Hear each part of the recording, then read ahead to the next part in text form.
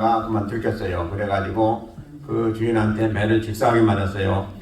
그래가지고 밤이니까 어딜 때는지 몰라도 아주 심히 맞은 것 같아요. 그래가지고 결국 병원에 입원하지 않으면 안 되는 그런 상황에 대해서 입원했다고 합니다. 이제 목사님이 그 얘기를 듣고 어쨌든 뭐 입원했으니까 이제 신방을 갖겠죠. 그래서 가서 이제 보니까 참 몰골이 말이 아니죠. 그래서 얼마나 아프세요 하고 이렇게 인사를 하니까 그 집사님이 주님이 당하신 고난을 내가 지금 받는 중에 있습니다. 그렇게 답변을 했다는 거죠. 그 목사님 그 얘기를 듣고 하도 어이가 없어가지고 무슨 말을 못하고 그냥 나갔다고 그래요. 자, 성도 여러분, 우리가 예수님의 고난에 대해서 살펴보는 시간입니다. 우리가 이 세상에 살아가면서 고난을 받는 경우는 여러 가지가 있죠. 우리가 잘하는데도 불구하고 고난을 받을 수도 있고, 또 그렇지 않고 우리가 잘못해서 받는 고난도 있고, 참 여러 가지 고난이 있는데 이 고난을 우리가 다 분별하고, 특별히 우리가 오늘 이제 예수님이 고난 받으신 주간을 맞이해서 우리가 말씀을 살펴봅니다. 그래서 우리가 세상에 살아가면서 참 예수님 때문에, 또 우리가 믿음 때문에, 신앙 때문에, 또 우리가 교회를 섬기는 일 때문에 고난을 받고 하는 그런 일이 있을 수가 있죠. 그럴 때 우리가 그 고난을 어떻게 감당하고 또 믿음 안에서 승리하는 삶을 살 수가 있겠는가 하는 그런 말씀의 내용을 살펴보려고 합니다. 그래서 우리가 앞으로 살아가면서 그런 어려움이 있을 때에 그 너끈히 이기고도 남는 그런 믿음과 그대로 충만함 받는 귀한 복된 시간 되시길 먼저 주의 이름으로 축원드립니다. 아멘. 오늘 우리가 말씀을 살펴봤어요. 21장은 이제 우리 주님께서 종려주일에 이제 예루살렘에 임하신 그런 말씀이고, 그 종려주일에 있었던 그런 사건을 지금 우리가 공독해 봤습니다. 첫 번째 예수님이 이제 종려주일에 제일 먼저 하신 게 뭐냐 하니까 예루살렘에 입성하셨죠. 입성하셔서 이제 쭉 이런 사건을 지금 우리가 살펴봤는데요. 그 입성하시기 전까지 예수님께서는 예수님에 대해서 말씀도 하시고 또 가르치기도 하시고 여러 가지 일을 하셨지만은 대단히 드러내지 아니하시고 은밀히 이렇게 역사를 하신 것을 우리가 보게 돼요. 근데 이 종려주일에는 갑자기 이제 주님께서 완전히 다 드러내십니다. 그리고 담대하십니다. 그런 이유를 보면서 우리가 왜 이러실까, 이제 어떻게 되는가 이렇게 우리가 생각해 볼 수가 있는데, 그것은 다른 게 아니고 이제 예수님이 그렇게 하셔야 될 때가 임하신 겁니다. 예수님이 그동안에는 조용히 또 은밀히 이렇게 주님에 대해서 말씀하시고 또 여러 가지 사역도 하셨지만 이제 때가 되어서 이제 확실하게 모든 사람들이 아주 확실하게 나타내는 그런 역사를 이루시기는 그런 첫걸음이 되겠습니다. 예루살렘에 임하셨죠. 예루살렘 성에 임하시는데 오늘 보니까 예수님께서 제일 첫 번째 2절에 보면 너희 맞은편 마을로 가라. 곧 매인 나귀와 나귀 새끼가 함께 있는 것을 보리니 풀어 내게로 끌고 오너라. 제일 먼저 말씀하신 것이 예수님이 타고 가실 나귀를 이제 구하시는 그런 말씀을 하십니다. 그런데 한 그 제자들에게 얘기하기를 이제 너희가 앞에 마을로 가게 되면 거기에 나귀와 나귀 새끼가 매여 있는데 그것을 풀어오르라 그랬어요. 그러면 주인이 가만히 있겠어요? 왜 풀어가냐 하겠죠. 그렇게 얘기하면 주가 쓰시겠다 하라. 그러면 그가 주리라 그랬어요. 그게 이제 그렇게 한 거죠. 가서 그렇게 하니까 주님이 말씀하신 그대로 되어지는 거예요. 진짜 이제 주가 쓰시겠다 하니까 그가 왜냐 하다가 그러면 이제 다 허락하는 것을 모습을 보게 되죠. 이런 걸 보면서 뭡니까? 주님은 다 예비하셨다 이런 거를 그걸 알 수가 있게 되고, 주님이 말씀하시는 거, 또 역사하시는 거, 사역하시는 모든 거 다 준비된 가운데 하시는 것을 우리가 다시 한번 깨닫게 됩니다. 성경에도 보면 하나님 말씀이 이루어지기 전에 모든 게 다 이미 준비가 된 가운데 또 예언된 가운데 다 이루어지는 모습을 보게 돼요. 하나님의 일은 하나님이 하실 때에 그냥 즉흥적으로 하시는 게 아니고 다 이미 계획된 가운데 하시는 것을 보게 됩니다. 그래서 천지만물을 만드신 창세기 1장 1절에 있는 말씀도 그냥 갑자기 된 게 아니야. 그것도 수차에 걸쳐서 하나님의 생각하시고 계획하시고 하신 모든 가운데 되어진 일을 우리는 알아야 됩니다. 그래서 오늘도 이렇게 주가 쓰시겠다 하라. 그러니까 방금 그렇게 왜 그러냐 하던 사람이 싹 속으로 들고 줬잖아요. 그와 같이 하나님 말씀은 이미 예정됐고 또 하나님 말씀을 행할 때 그 말씀에 권세가 있어서 그대로 되어지는 것을 또 우리는 보게 됩니다. 그러니까 주님이 지금 하신 말씀 어느 누가 거기서 부인하겠습니까? 하나님 말씀인데 그러니까 그 사람도 스스로 그냥 자기도 모르게 내어주는 그런 그 역사가 있게 되는 걸 보게 되죠. 그래서 우리 주님은 세상 만물을 주장하시고 세상 만물을 가지시고 또 세상 만물이 주께로부터 나왔고 주께로 주장하시는 그런 것을 우리에게 보여주신 말씀이기도 합니다. 하나님이 하나님의 권세에 우리가 대항할 자는 아무도 없습니다. 주님이 가져오라 하면 되는 거예요. 가져오게 되는 거예요. 그리고 우리에게 모든 것 다 너희를 복을 주마 또 너에게 이렇게 하마 이렇게 여러 가지 하셨다면 그건 반드시 이루어지는 일입니다. 그래서 우리가 기도 응답 받기를 소원하는 바가 그렇지 않습니까? 주님이 말씀하시는데 안 되어진다면 그건 뭔가 잘못된 것이죠. 근데 주님이 말씀하신 것을 우리가 행하게 되면 반드시 이루어지는데 그 행한 열매로 인해서 그게 바로 받았는지 안 받았는지도 알 수가 있게 되는 것을 우리는 보게 됩니다. 그래서 이렇게 주님이 제일 먼저 타고 가실 나귀를 준비하셨는데 그 나귀를 준비하실 때에 이미 주님은 계획된 가운데 하신 것을 다시 한번 보게 돼요. 그걸 보면 어디에 나오냐? 스가랴서 9장 9절에 보니까 이미 그것이 나귀 새끼를 타고 가신다고 주님께서 말씀하신 그대로 되어지는 것을 우리는 벌써 보게 됩니다. 그래서 이렇게 주님이 나귀 새끼를 꼭 왜 타셔야 되냐? 이왕이면 말을 타시고 좀 더 훌륭한 짐승을 타시고 하시면 좋을 텐데 왜 하필은 나귀 새끼냐? 나귀도 아니고 왜 나귀 새끼냐? 왜 그래요? 스가랴서에 이미 다 예언이 된 대로 하시는 거예요. 그러니까 예수님이 나귀 새끼를 탄 것은 겸손함을 보여주시는 그런 의미로 성경을 기록하고 있습니다. 예수님은 겸손하셔서 나귀를 타시지 아니하시고 나귀 새끼를 타시는 그런 그 기록이 이미 성경 가운데 기록이 된 것을 우리는 알게 됩니다. 그리고 이제 그 당시에 왕이 전쟁 갔다가 오게 되고 이제 입성할 때는 아주 백마를 타고 아주 좀 넘치는 그런 자신감 가지고 권세를 가지고 오는 그것이 대개 있는 일이에요. 근데 우리 주님은 지금 왕으로 오시는 거예요. 왕으로 오시는데도 불구하고 가장 낮은 자세로 지금 오시는 것을 보게 됩니다. 또 아직 별 볼 일 없는 나귀 새끼를 타시고 그러니까 나귀 새끼를 타시면 어떻게 했어요? 발과 땅이 거의 끌릴 거예요 아마. 그런 상태로 오니까 사람들이 볼 때 아주 초라하게도 보일 것이고 참 볼품없게도 보일 것이고 그럴 거예요. 그럼에도 불구하고 주님은 그렇게 하셨다. 왜냐? 성경이 말씀하세요. 겸손한 우리 주님이 모습이었다라고 성경은 기록하고 있습니다. 그래서 이렇게 세상 왕들은 자기가 나타내고 자기 권세를 나타내는 그런 모습으로 그냥 휘황찬란하게 오지만은 우리 주님은 오실 때부터 그래서 겸손하게 오셨다. 주님이 나실 때도 그랬잖아요. 주님이 나실 때도 부유해서 나셨잖아요. 얼마나 겸손한 모습이요. 얼마나 낮아진 모습이에요. 그래서 우리는 항상 그걸 본받고 또 생각을 해봐야 된다는 것입니다. 그리고 그 다음에 이제 백성들이 그러면 어떤 반응을 보이느냐 하는 것을 성경은 오늘 기록하고 있습니다. 주님이 오실 때 백성들이 첫째 어떻게 했어요? 자기 겉옷을 다 벗어가지고 주님이 오신 길에 피었다 하는. 자, 겉옷을 이렇게 땅에 깔고 그 겉옷 위에 가게 했다는 것은 무슨 얘기냐니까 왕이 등극 시에 왕 위로 올라갈 때에 백성들이 그 왕을 환영하는 의미가 있고 또 복종하는 의미가 있습니다. 자기 옷은 뭡니까? 자기를 대표하거든요. 자기를 밟고 갔다. 그건 뭡니까? 내가 모든 것을 다 왕에게 순종하고 복종하겠다 하는 그런 의미거든요.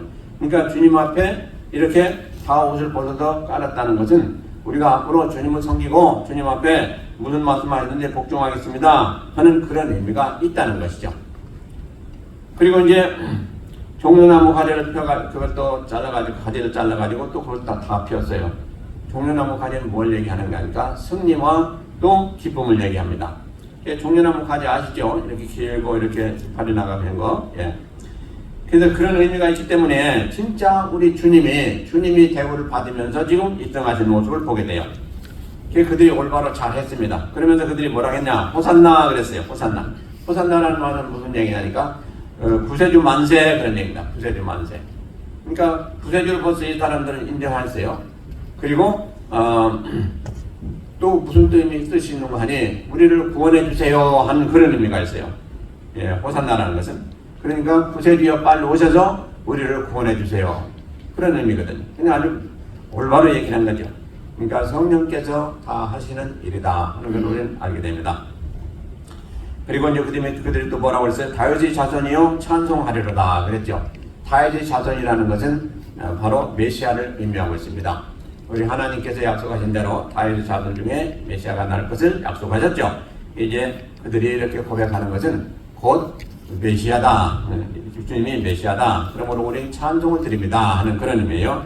가지고 메시아로 인정하고 찬송을 하고 아니 모든 것 다 이 과정이 지금 온전히 성령의 역사인 가운데 이루어지는 것을 우리가 보게 됩니다. 그리고 또 그들이 뭐라고 했습니까? 주의 이름으로 오시는 이여 그랬죠. 주의 이름. 주의 이름이라는 것은 하나님의 이름이다. 그러니까 하나님께서 지금 보내셔서 오시는 우리 예수님이다 하는 그런 고백인 것입니다.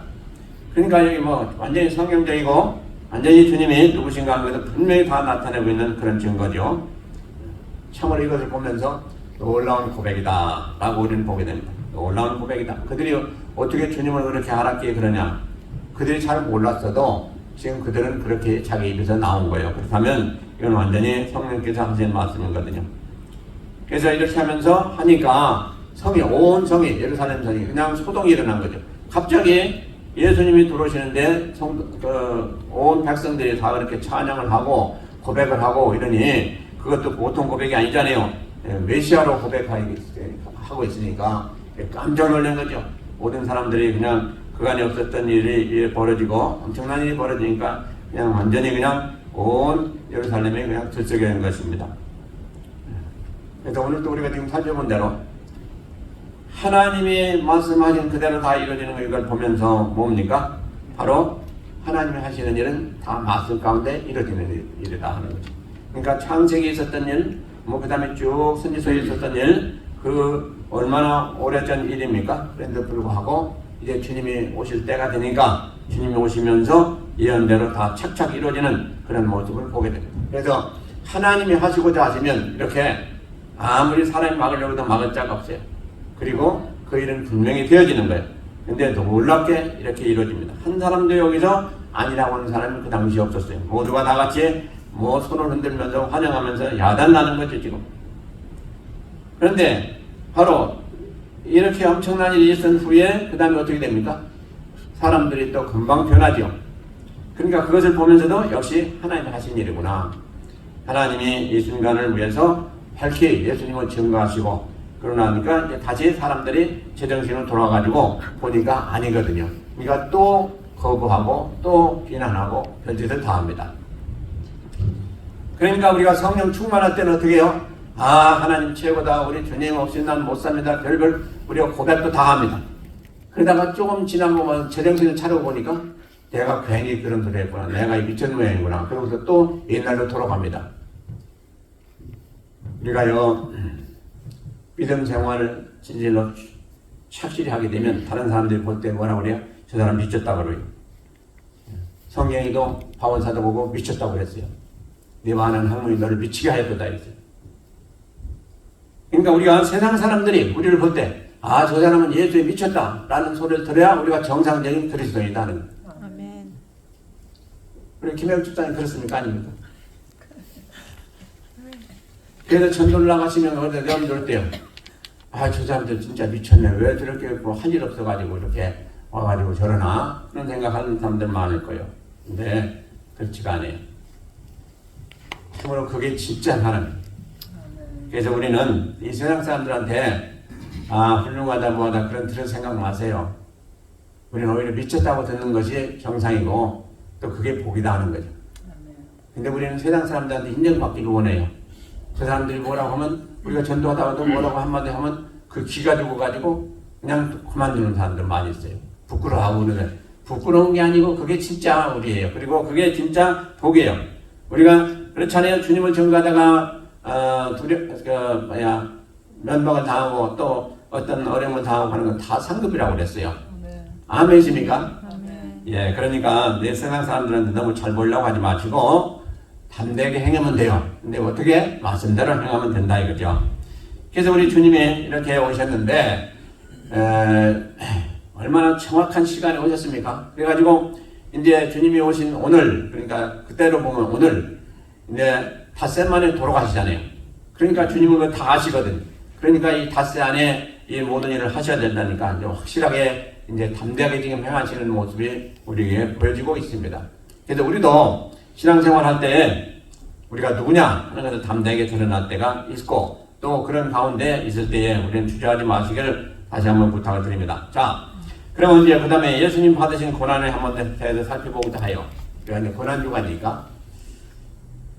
조금 전에 제가 말씀드린 대로 우리가 어려움을 당한 그것을 예수님이 당한 고난과 비교하는 것은 참으로 우리가 어불성설해요. 그리고 우리가 충성되게 했을 때도 역시 우리는 주님의 고난에게 비교한다는 건 너무나도 우리는 거기에 못 미치는 것을 알고 겸손하시길 바랍니다. 그래서 우리는 때때로 그럴 때가 있어요. 우리가 어려움을 당하면 주님이 나에게 이렇게 어려움을 주셔서 내가 이렇게 또 어려움을 당하는구나 라고 생각하고 여러분들은 이런저런 얘기도 하고 또 주님 앞에 기도할 때 그런 얘기를 하고 하는데 우리가 진짜 좀 조심해야 돼요. 왜냐하면 우리가 잘못하고 당하는 고난이 더 많지 주님 때문에 당하는 고난은 지금 거의 없어요. 사실은 뭐 완전히 없는 건 아니고 있긴 있으되 그런 경우가 된다면 참으로 그 사람은 너무너무 훌륭한 사람이에요. 우리가 세상에 살아가면서 실수하고 또 잘못해서 당하는 고난이 우리가 많죠. 그래서 항상 겸손해야 될 줄로 믿고, 자, 첫째로 그 예수님 받으신 고난을 생각하면 예수님이 가장 가까이 있었던 사람으로부터 배반당하는 그런 고난을 받으셨다. 이게 얼마나 우리에게 마음이 아프고 괴롭습니까? 근데 그것을 이미 성경은 기록하고 있습니다.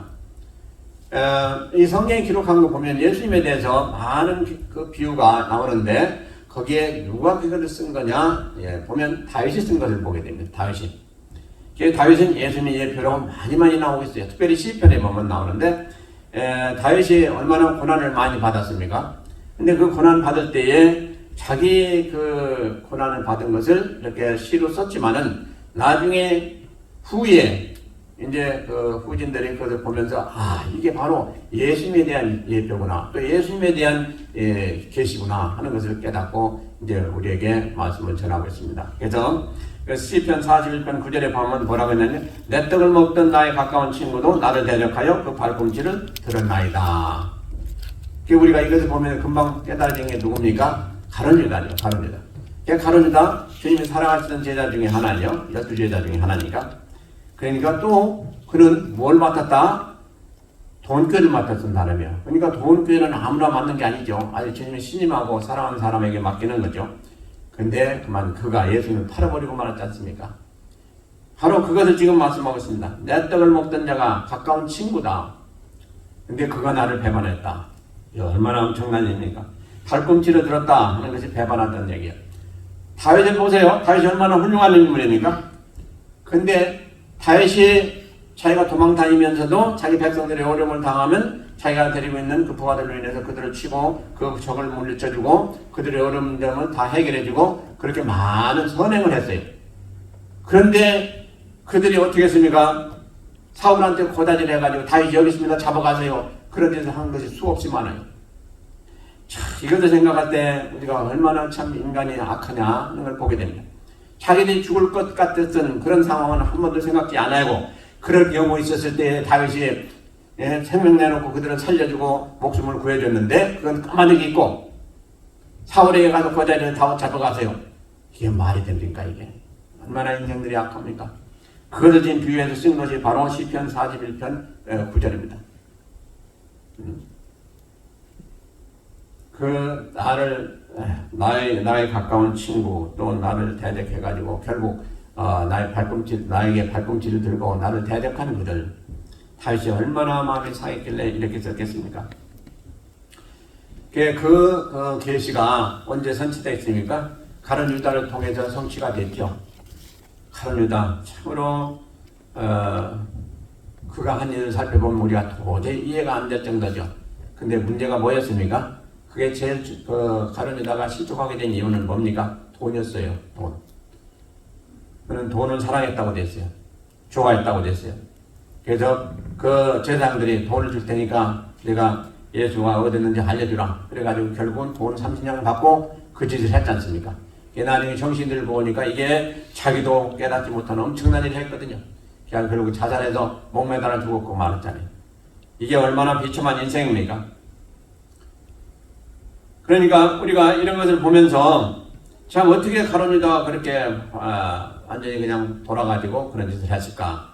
성경 기록하기를 마귀가 그 안에 들어가서 그를 사로잡으니 그가 꼼짝 못하고 그 짓을 했다 이렇게 말씀하고 있습니다. 근데 마귀가 들어가기 전에 어떻게 들어갔어요? 바로 그가 사랑하던 돈 때문에 그걸 타고서 들어갔다 하는 얘기입니다. 그러니까 성경이 말씀하고 있는 건 절대적으로 우리가 맞는 건 다시 한번 보게 됩니다.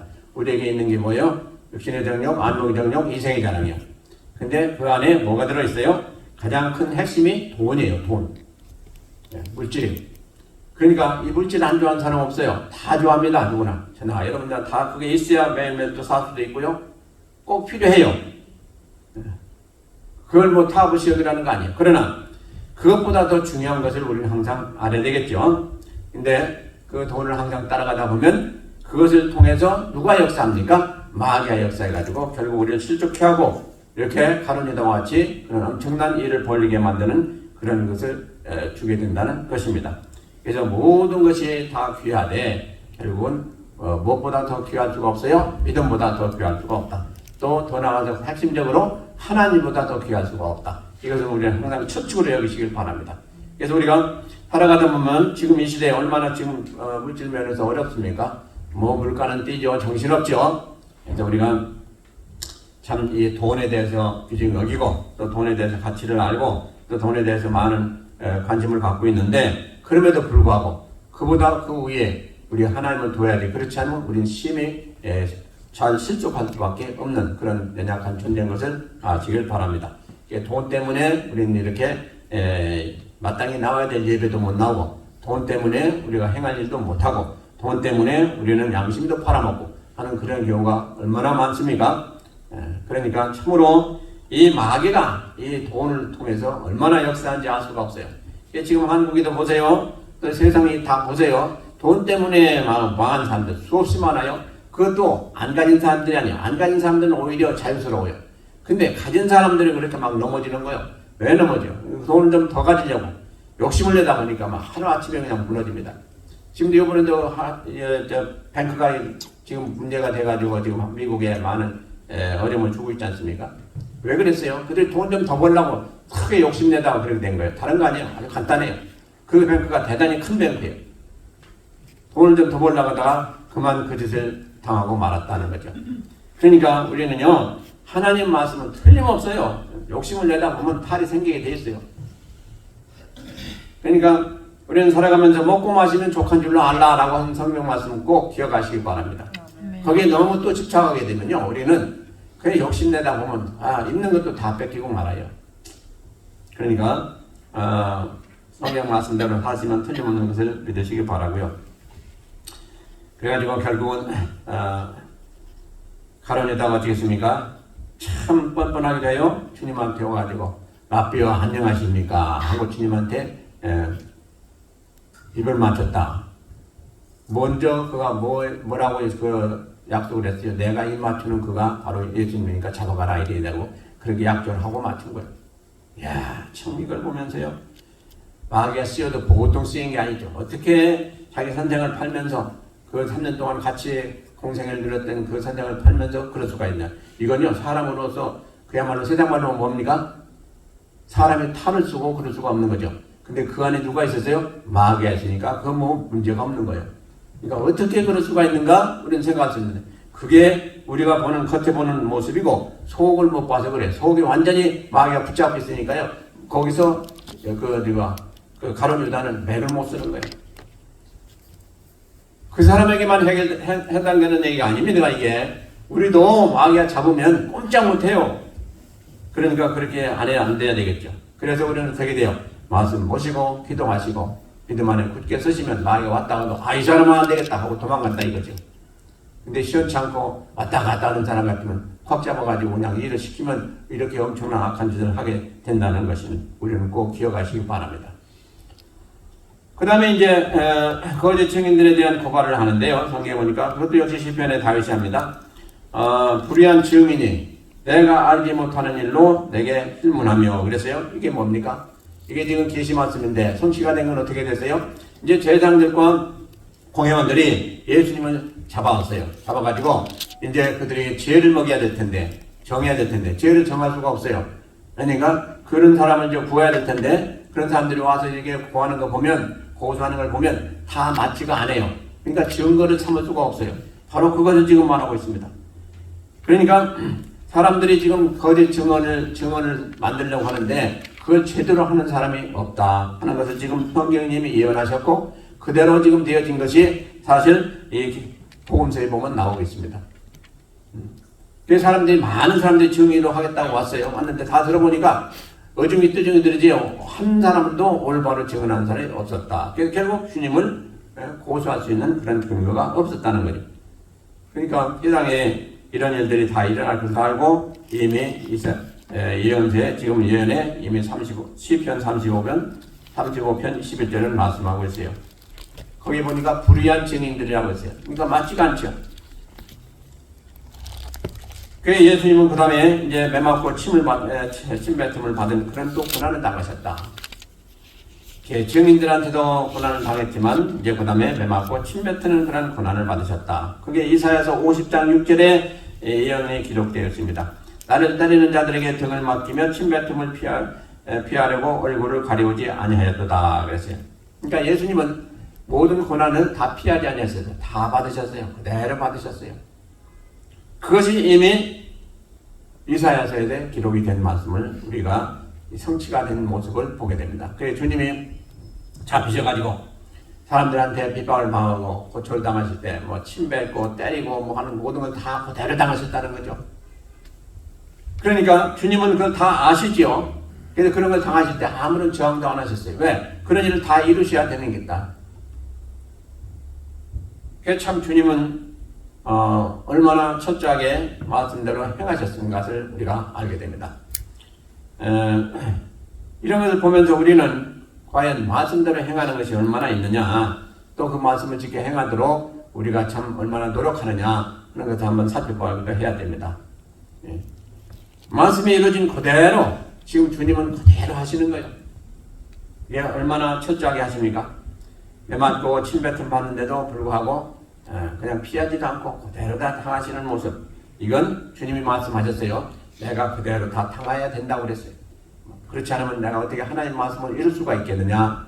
하나님은 예수님을 보내실 때 그 말씀을 다 이루시도록 위해서 보내실 거예요. 그렇기 때문에 주님은 다 그걸 행하셨다는 거예요. 그러면 우리에게는 이 말씀을 이미 주셨는데 과연 우리는 이 말씀을 지켜 행하기 위해서 얼마나 고초를 당하고 얼마나 어려움을 당해도 그걸 다 감당하도록 노력하고 있느냐 하는 걸 살펴봐야 돼요.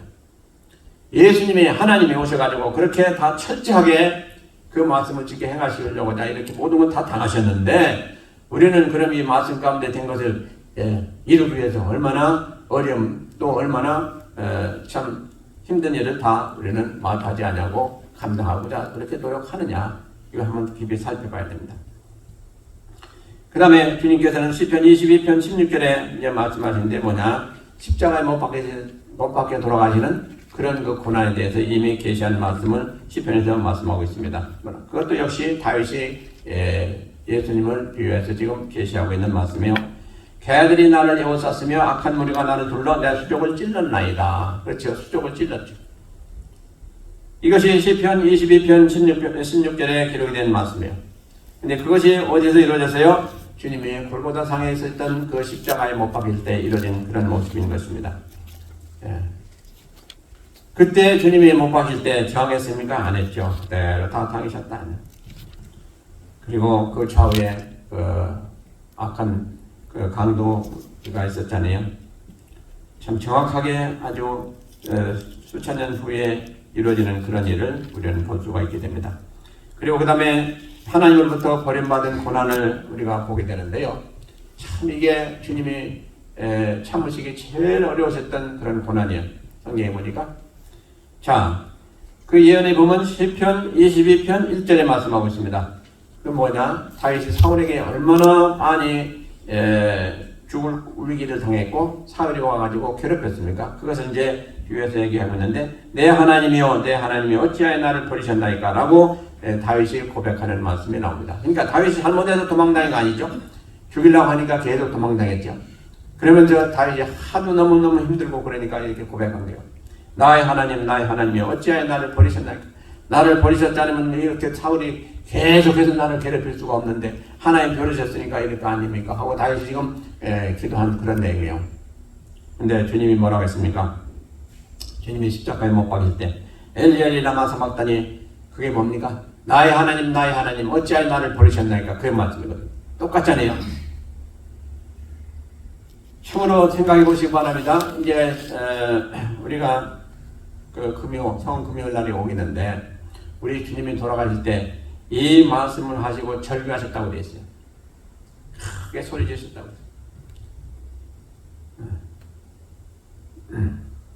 엘리라는 것은 하나님이야. 엘리 라마 사박다니 나의 하나님 어찌하여 나를 버리셨나이까 하는 그 고백을 하시고 그대로 고백하시고 이제 주님이 숨을 거두셨거든요. 자, 하나님이 어떻게 아들이신 예수님을 버리실 수가 있겠어요? 그러나 그 순간에 버리셨습니다. 모든 죄를 다 예수님께 부으셔가지고 하나님은 죄와 상종할 수가 없는 분이고 죄는 다 하나님이 심판하셔야 될 그런 하나님이시고 그래서 이 세상 모든 만민의 죄 우리가 그간에 지었던 죄 또 우리 선대에 지었던 죄들 또 앞으로 지을 죄들 그 모든 죄까지도 다 예수님이 몸에 부으신 거예요. 그러시고 예수님은 그래서 죄덩어리가 되었다 이렇게 성경에 말씀하고 있습니다. 그러므로 하나님이 그 심판하지 아니할 수가 없는 그러므로 죽이시는 생각해보세요. 여러분들 자녀를 죽일 수가 있겠습니까? 얼마나 힘든 일이겠습니까? 요즘에는 근데 그것도 어려운 일 안 같아요. 수없는 많은 사람들이 부모들이 자식을 죽이는 게 얼마나 많이 지금 나타나고 있는지 모르겠어요. 이것을 보면서 진짜 맞세구나 하는 걸 우리가 보게 돼요. 어떻게 자녀들을 부모가 굶겨서 죽이고 그냥 때려서 죽이고 또 칼로 죽이고 이렇게 할 수가 있습니까? 참으로 이건 뭐라고 말할 수 없는 세대가 되었습니다. 하나님께서 예수님을 이렇게 죽게 만드실 때 하나님도 우셨다 라고 이렇게 표현한 적도 있어요.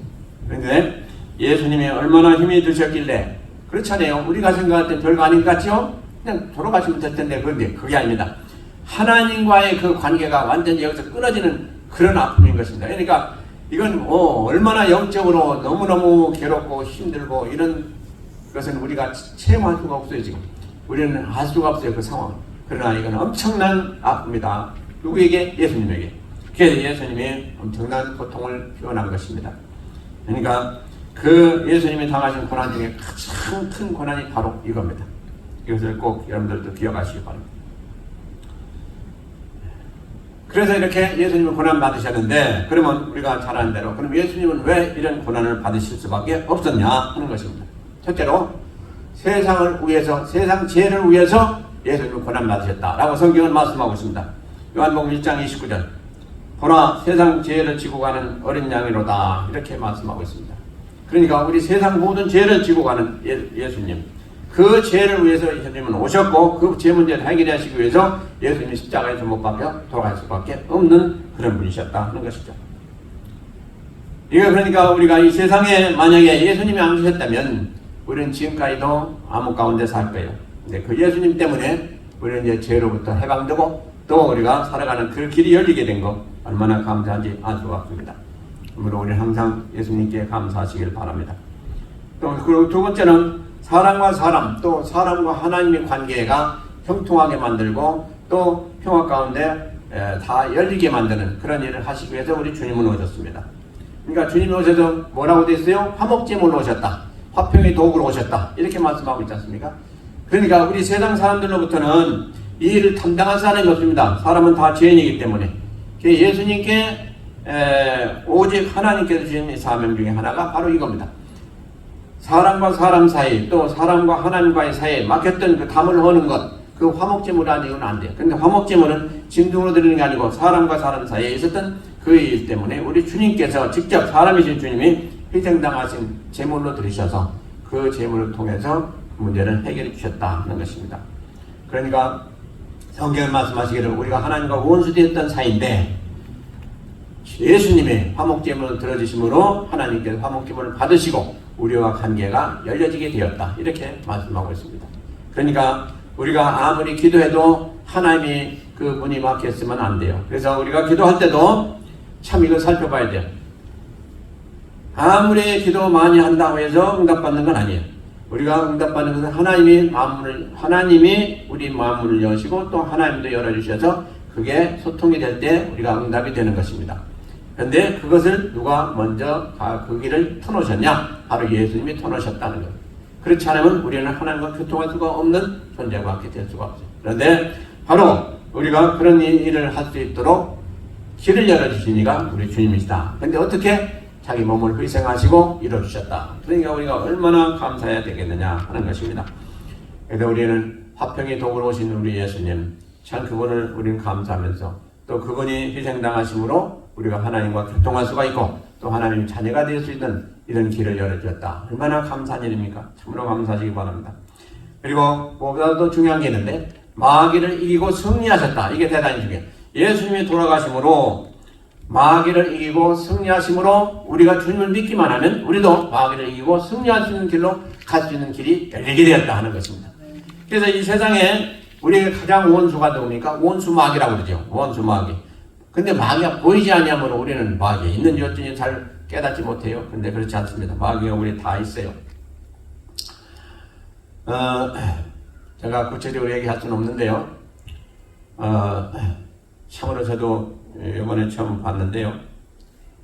이 귀신이 말이요. 괴계를 부리면 얼마나 허약한지. 사람 몸에서 막 그냥 움직이고 그래요. 그러고 그냥, 엄한 얘기도 하고요. 이것을 보면서요. 여러분들이 진짜 그냥 뭐 마귀가 있다. 또 귀신도 있다. 뭐 이런 것만 그냥 생각하고 있는데 그게 아닙니다. 구체적으로 있어요. 구체적으로. 그래가지고 사람들을 얼마나 괴롭히는지 알 수가 없어요. 그래서 이 마귀가 우리를 괴롭히게 되면 그것을 막을 수 있는 분이 바로 예수님밖에 없어요. 그래서 우리는 예수님한테 기도하시면 그걸 다 제한받아야 되는데 그 길이 쉽지 않다는 것입니다. 그래서 우리는 이 신앙을 가지고 있을 때에 신앙생활 잘 하셔서 일체 악한 것이 틈을 타지 못하도록 여러분들 잘 조심하고 신앙생활 잘하는 건 대단히 중요하다 하는 것입니다. 그래서 마귀를 이기고 승리할 수 있다. 우리는 마귀를 이길 수가 있는 존재들이 아니에요. 마귀는 엄청나게 강해요. 그러나 바로 예수님이 이기셨기 때문에 우리는 예수님을 믿는 믿음 안에서 우리도 이길 수가 있다 하는 것입니다. 그게 얼마나 다행인지 알 수가 없어요. 귀신들도 우리가 이길 수 없어요. 그러나 귀신들도 이길 수 있는데 뭐냐? 예수님 이름으로 그 믿음으로 이길 수 있다는 것입니다. 그래서 우리가 예수님 이름으로 명하고 예수님 보혈로 명하고 믿음으로 명하면 그것들은 또 물러가게 된다 하는 것입니다. 그래서 참으로 이런 것을 생각하면서 얼마나 감사한지 알 수가 없는 거예요. 그러니까 여러분들이 감사하시고 그런 것을 잘 이용하셔서 절대로 지지 마시고 꼭 이기시길 바랍니다. 자, 이제 말씀을 좀 마치면서 한 가지 또 예화를 한번 말씀드리겠습니다. 독일에 벤자민 슈몰크는 목사님이 계셨어요. 벤자민 슈몰크. 근데 그분이 이제 시골에서 목회를 하시고서 이제 그 당시에는 뭐 사람들도 많지 없으니까 이제 시골은 집에 띄엄띄엄 있잖아요. 뭐 서로 볼 수가 없는 정도로 많이 떨어져 있는 그런 그 시골길이 있잖아요. 여기서 지금 보면 뭐 여러분들이 서부 영화 같은 거 보면 서부극 같은 거 보면 뭐 집이 막 떨어져가지고 서로 뭐 무슨 일이 생겨도 모르잖아요. 그러니까 이 목사님이 이제 신방을 가는데 먼 곳으로 신방을 갔어요. 근데 집에 와 보니까 이 집에 완전히 불타버리고 없는 거예요. 완전히 잣대무가 됐어요. 그러니까 두 아들이 있었는데 어떻게 되는가 하고 찾아보니까 두 아들이 다 쬐끔하게 타서 그냥 죽은 거예요. 그러니까 여러분들 한번 생각해 보세요. 멀리 신방 갔다 왔는데 주일 아닙니까? 신방 갔다 왔는데 두 아들이 새까맣게 타서 지금 죽은 거예요. 그러니 이 목사님 네 분이 얼마나 마음이 살겠습니까? 울부짖어 기도하고 그냥 울부짖어 하나님 앞에 뭐 하나님 밖에 있겠죠. 뭐 자세는 모르지만. 근데 하나님께서 위로하시고 그에게 그 가사를 주셨어요. 가사를 주셨는데 무슨 가사를 주셨냐? 내 주여 뜻대로 하는 그 가사를 주신 거예요. 그게 우리가 431장이에요. 자, 우리 전자님 잠깐 나오시고 431장 이 찬양 한번 드리고 우리가 마치도록 하겠습니다. 그때의 그 목사님 심령을 생각하면서 한번 감사함으로 다 드리시고 은혜 받으시기 바랍니다. 431장